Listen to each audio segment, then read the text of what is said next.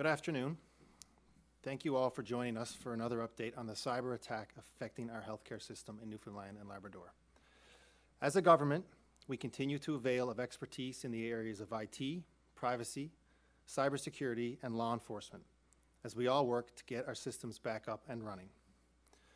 Please know that the information and language we use is deliberate and intentional.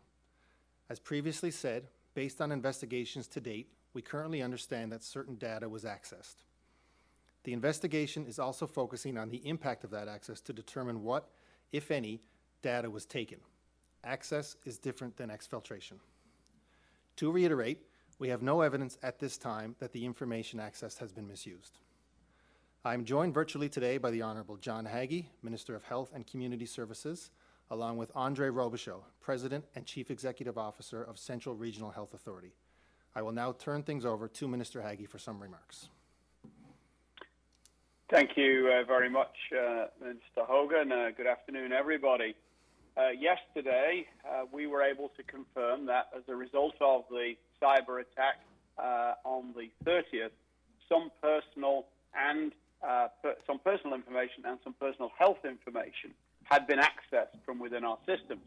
At that time, we were aware that some information about current and former employees and patients in Eastern Health for the last 14 years and Labrador Grenfell for the last 9 had been accessed inappropriately.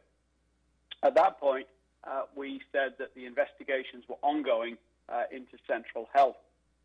We then, since then, learned from Central Health that some of their data has also been accessed around patient personal health information.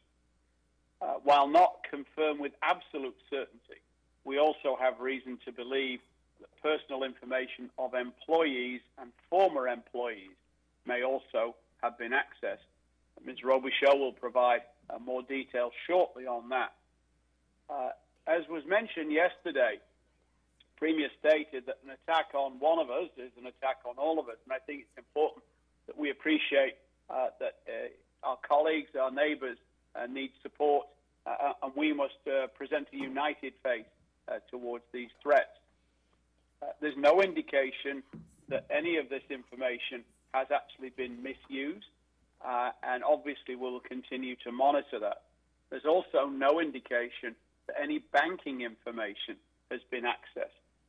But regardless of that, we're encouraging everybody, patients, staff, and vendors of the Regional Health Authority to remain vigilant as always about their own personal or business information. We put on the bottom of the Health and Community Services page yesterday a button with as much information as we have around this situation and what mitigation is offered. And for those people whose questions are not answered there, we have a toll-free line as a backup, and that is 1-833-718-3021. I also want to reference support from mental health services. This is a stressful time with COVID, and now this on top of it. And so anybody who feels in need of support of that kind as a result of these data breaches has access to a full suite of online e-mental health services available at Bridge the Gap at 2ps.ca. Doorways, our local clinics, is available for walk-in sessions without an appointment in at least 60 locations province-wide. For those who are more challenged, the Provincial Mental Health Crisis Line and the Channel Warm Line are both available 7 days a week. There's also a federal program called MindWell, and MindWell U for residents in this province is available free for anybody who wishes to use it. With that, I think it'd be best now if I pass things over to Ms. Andrée Robichaud, President and CEO of Central Health. Andrée? Thank you, Minister. Good afternoon, everyone. On behalf of the Board of Trustees and myself, I want to start by saying that we deeply regret that this incident occurred, as stated by the previous speakers. We're taking the steps to protect the privacy of our employees and patients and members of our community. As indicated, we can confirm that some personal health information has been breached from about the last 13 years. Information used as registration, as indicated yesterday: name, address, MCP number, physician name, phone number, and other basic information. Also, as indicated, in the spirit of transparency, we believe that our employee data has been breached, and I put the emphasis on believe. This hasn't been confirmed. Therefore, our employees are now able to take advantage of the mitigation strategies that have been put in place. The minister has gone through some of them, the provincial call center. There will be credit monitoring made available for patients and employees, and the mental health supports that the minister has just gone through. I think it's important to note that we have no evidence that our banking information and vendor information was involved. And also, at the risk of being redundant, there's also no evidence of this information being misused or disclosed at this time. Please note that individuals have a right to contact the OIPC or the Privacy Commissioner, and a notice will be posted to the Central Health website containing the address of OIPC. Again, on behalf of the board trustee and myself, I want to reiterate that we deeply regret that this incident occurred, and as stated by the previous speakers. Thank you very much.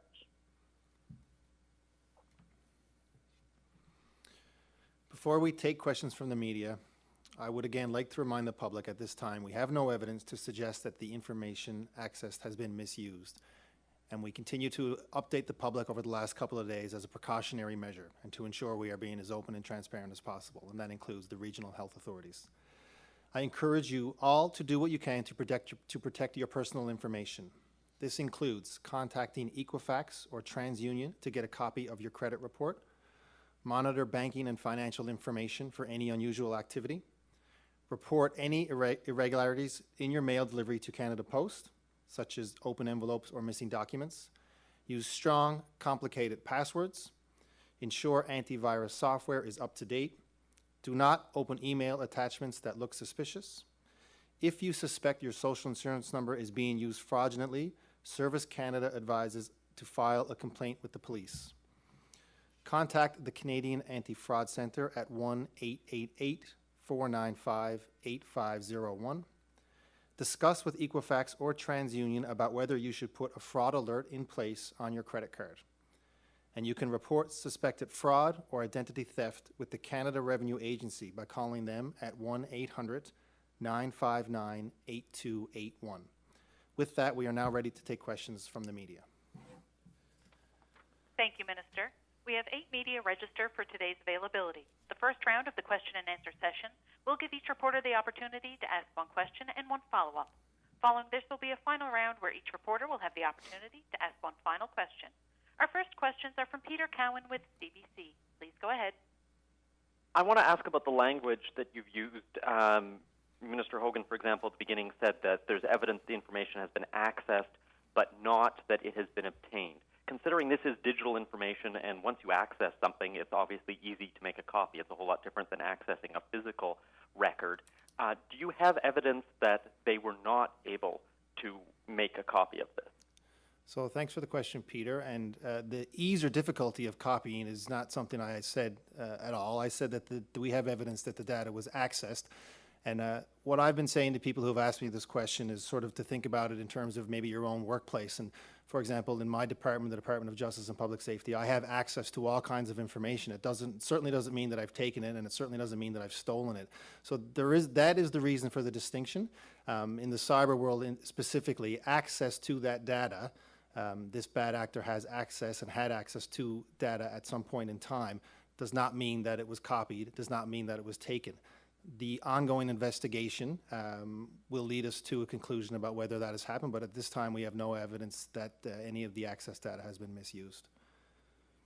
And I want to ask about one of the supports that has been promised is credit monitoring for people who may be subject to this. Do we have any details yet on what exactly is going to be covered, especially since, for example, you mentioned a fraud alert through the credit monitoring agencies? They charge a fee for that. Is that going to be covered by the province? I'm looking at Ms. Robichaud or Minister Haggie. Yeah. Sorry, I'll take that. From my understanding, the department has been in discussions about just that subject, and as yet it is not clear exactly what the demand would be for it and what level of cover would be required. That may become apparent with time as the investigation unfolds, but currently the offer is there, and we will scale up the resources required depending on the demand and the nature of our subsequent investigation. So it's early days yet, Peter.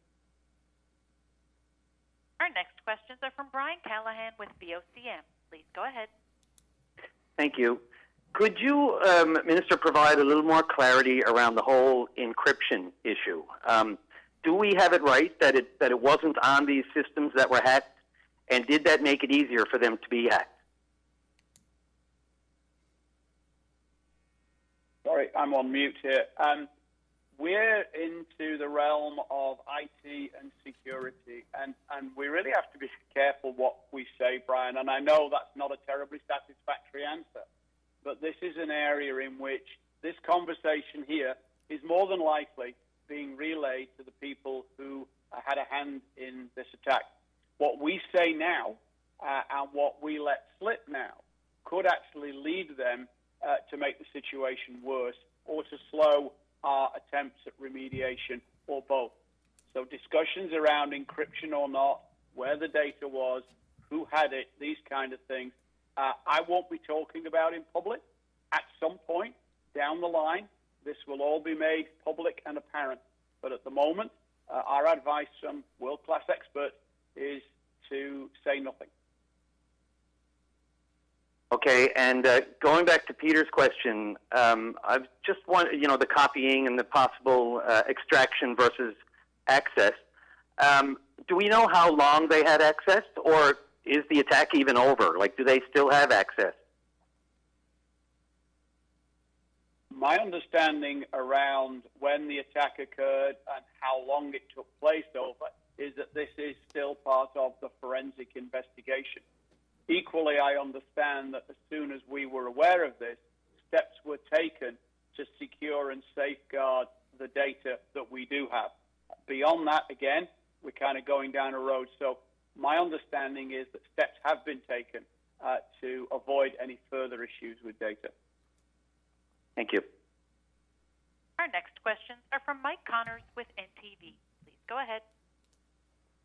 Hi, the Privacy Commissioner said he's launching an investigation and has been talking about thousands or tens of thousands of people being affected. Is that a fair number, or do you have a sense yet of how many people have actually been affected by this?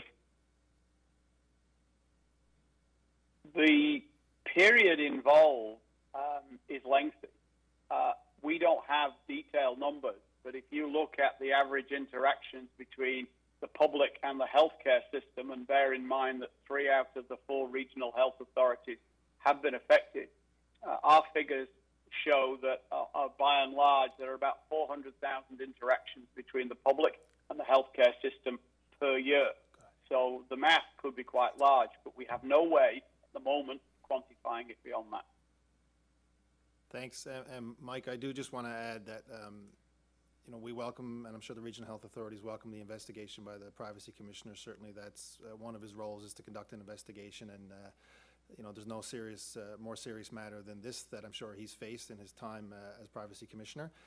So that obviously that investigation is important, and once this is all over with, we look forward to the results of that. And Minister Hogan, I believe you said this bad actor had access at some point in time. So does that mean that, are you sure that they no longer have access? So I believe Minister Haggie just provided an answer to that question, but that was the reason yesterday for advising the public that access had occurred. Our next questions are from Sarah Smelly with the Canadian Press. Please go ahead. Has information learned so far, like indicators of compromise, been shared with other provinces and health authorities so that they can protect themselves? Certainly, my department are actively communicating with national agencies as well as, federal government Intergovernmental affairs is not my portfolio, but my understanding is certainly that the Premier and the Prime Minister have spoken on this regularly. I know Jean-Yves Duclos the other day was really keen on, at some point, and he said at some point when it's appropriate to do so, they would really like to learn from our experiences. I think at the moment our experiences are still not totally clear and characterized, and once that happens, I think there'll be a lot of learning for everybody. Okay. And what can you tell us about your efforts to monitor for any misuse of this information? Like, have you engaged parties to monitor the deep web or the dark web, for example, for any publishing of this information?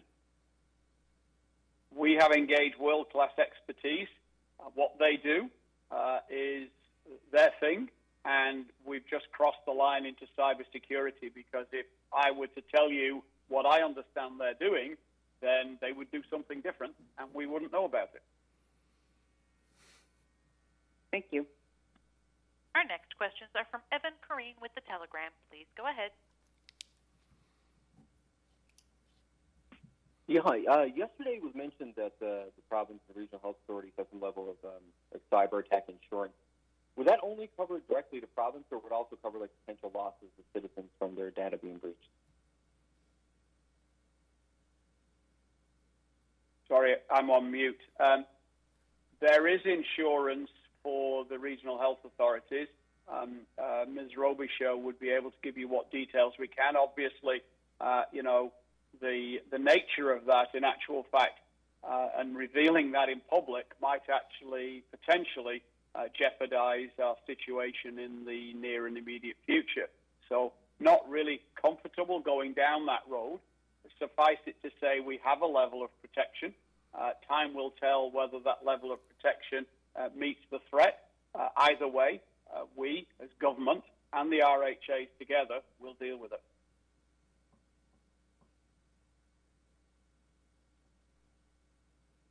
Okay, thank you. So the other question I would have, I guess, would be, what would you say to people, like, I know there's a lot of talk about credit monitoring and people need to be more cognizant and aware of their data. What would you say to like seniors and stuff like that who might be a little less computer literate and not as up on these kind of tactics? So I can take that question, and we understand that, I mean, this is an issue that occurs not just with regard to credit monitoring situations. So there are 1-800 numbers that we've provided as well. Again, the Canadian Anti-Fraud Centre, 1-888-495-8501.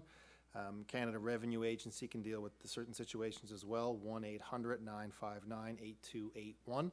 I also believe, I don't have, there will be a provincial call center number that will be established and may be up and running now. It's 1-833-718-3021. So that's information for people that we've thought about that may not have access to internet and be able to do certain things.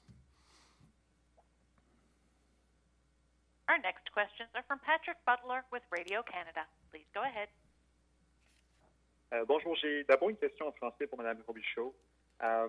Avez-vous une idée de combien de travailleurs et de patients sont touchés dans la régie de santé du centre? Et quel est votre message aux travailleurs et aux patients dans le centre de l'île? Merci beaucoup. Comme a indiqué le ministre, on a 13 ans d'informations et le nombre de visites qu'on peut avoir est un nombre assez gros. Ça fait que ça n'a pas été établi à ce moment-ci, le nombre de personnes. On est en cours d'une investigation, donc avec un peu de temps, on pourra quantifier le nombre. Et pour ce qui est de nos patients, on les encourage de prendre connaissance des différentes stratégies qu'on a mis en place, soit le centre d'appel qui peut leur donner du support.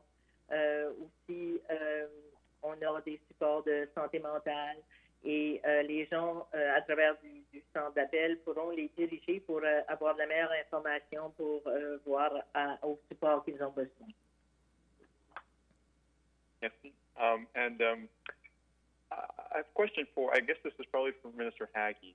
In our technical briefing yesterday, we received a package of documents. I'll read you a line. It says, "We understand that some personal information and some personal health information was obtained from our system."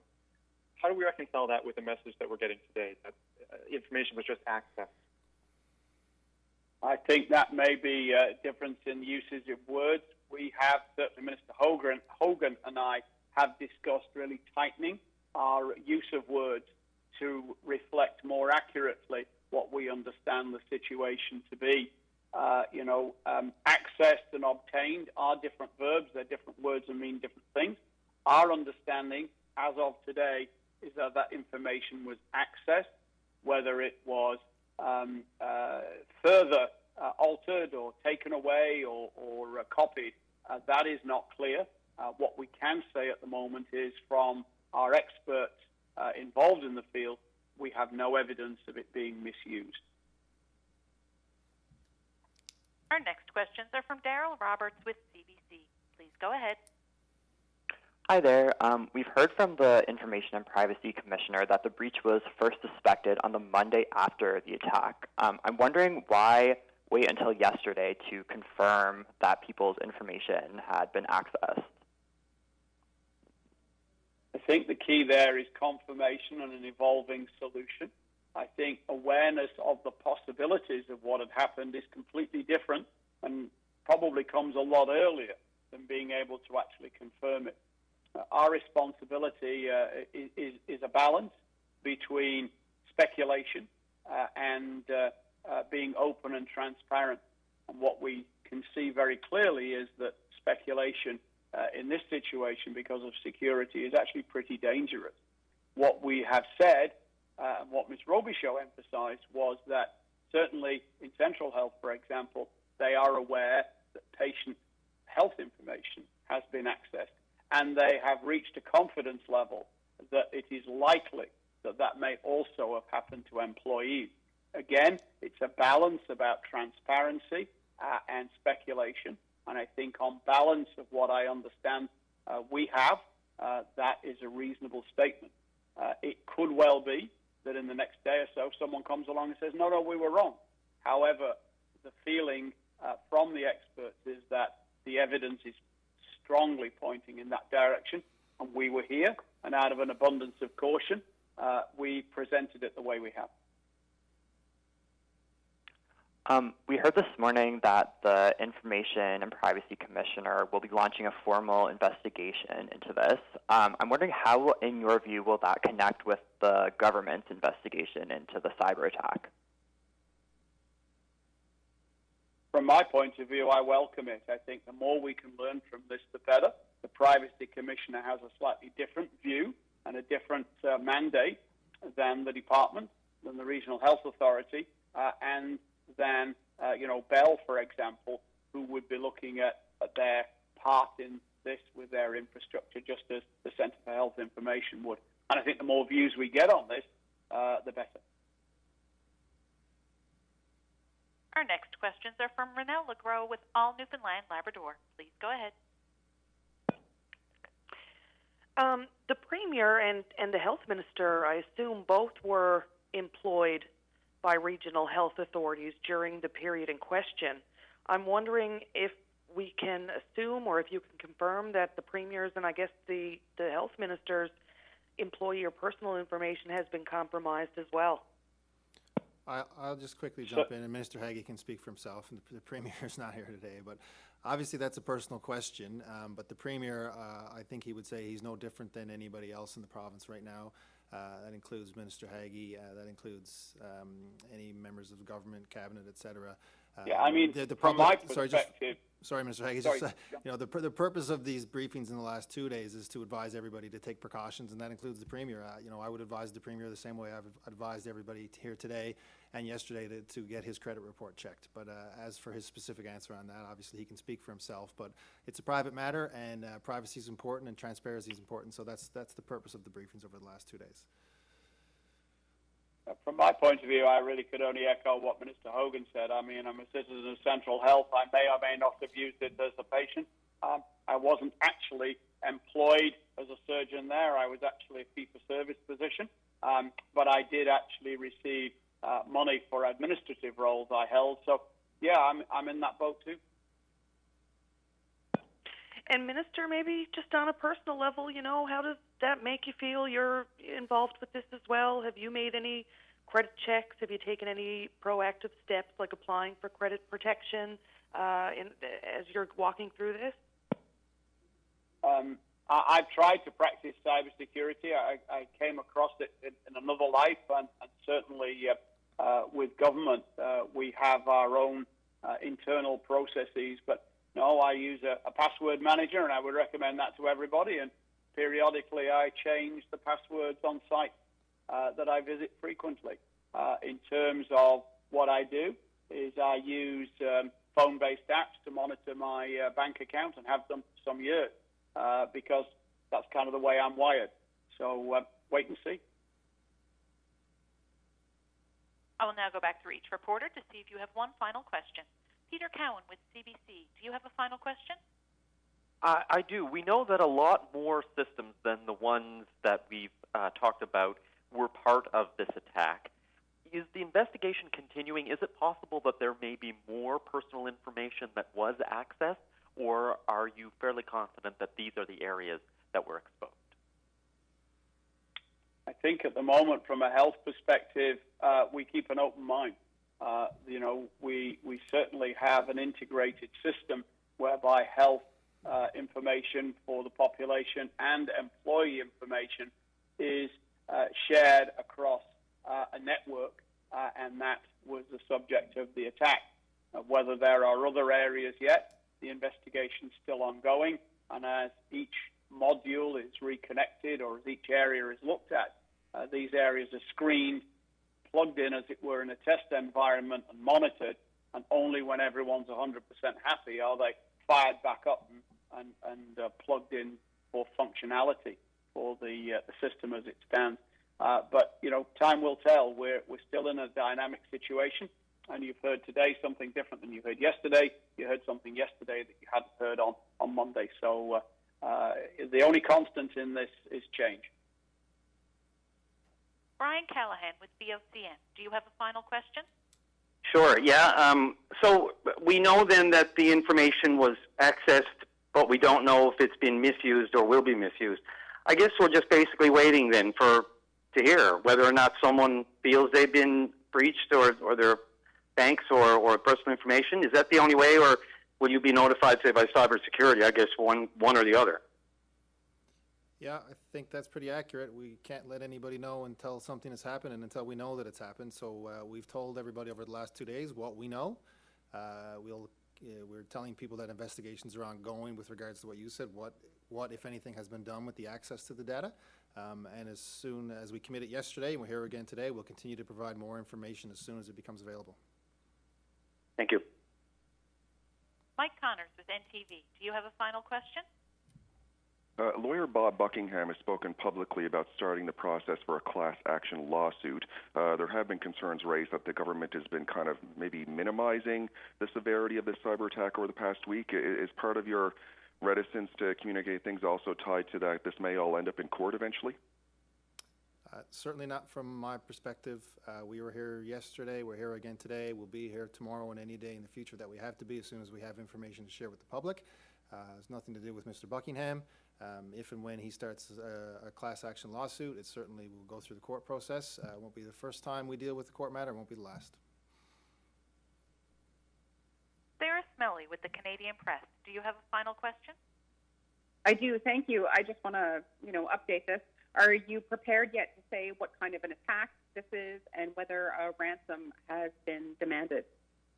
So this is an ongoing investigation, and as Minister Haggie has said a few times this afternoon, it's not prudent for us to comment on certain things to jeopardize the investigation and to jeopardize anything further that may happen. So we won't comment on anything specific related to that question.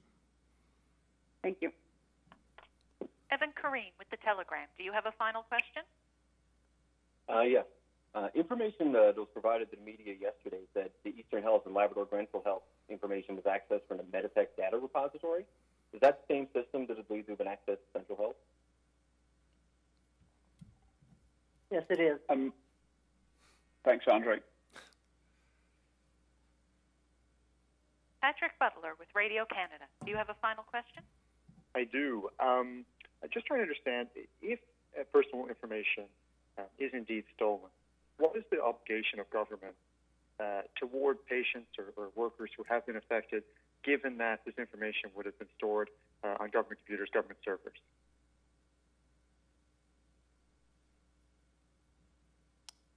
From our point of view, our obligation under the law is to protect it as best we can. In actual fact, that's the regional health authority's role as custodians of this data, and the Personal Health Information Act and ATIPA and various other things has ring fences around that.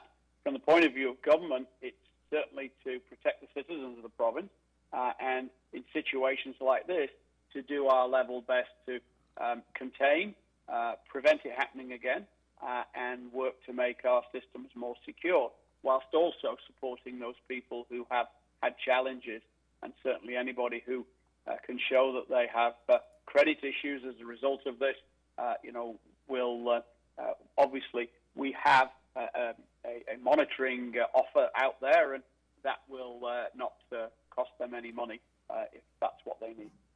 Is there any financial obligation, though? I wouldn't like to speak to that precisely, as the financial piece at the moment, from my point of view, is very much a secondary consideration. It's kind of a summing up once we've done all the other things I referenced. Thank you. Daryl Roberts with CBC. Do you have a final question? I do. Yesterday you said that the information in the Western Health region was not breached. Can you tell us a bit more about why you're so confident that the information in that region wasn't breached? No, I can't, because that really walks into the cybersecurity. What is it that identifies what was attacked successfully, what was maybe not? I don't think it would be wise to go down there. Renelle Legros with All Newfoundland Labrador. Do you have a final question? Yes, I'm just looking for an update, I guess, on the IT outage as a whole. Where are we today with bringing everything back online? Certainly from the point of view of functionality, there is a lot going on behind the scenes. You've seen the COVID forms, for example, come back online. There will be considerable work is going on in the lab, for example. One of our desires is to get lab and DI back up and running. It's a lot bigger job than one might think. There is some limited functionality that's been restored within facilities. So, for example, if you have a blood test through the emergency department, it doesn't have to be carried by hand or phoned to the emergency department from the lab. In certain facilities, that can happen on a printer, but it's not necessarily a total electronic connection. So it's stepwise. Certainly, I think pretty well every machine in the system will be examined by the time this process is done, and there's a lot to go through. I think from the point of view of the public, they're less interested in what systems are up and running as what services are available.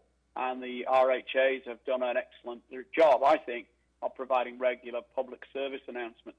And you'll see each day they've differed slightly, and things have come back. And I would refer members of the public to their own RHA to find out exactly what is there that might affect them. And be assured that, we are working 24 hours a day in shifts and relays with maximum effort to get this sorted out as fast as we can.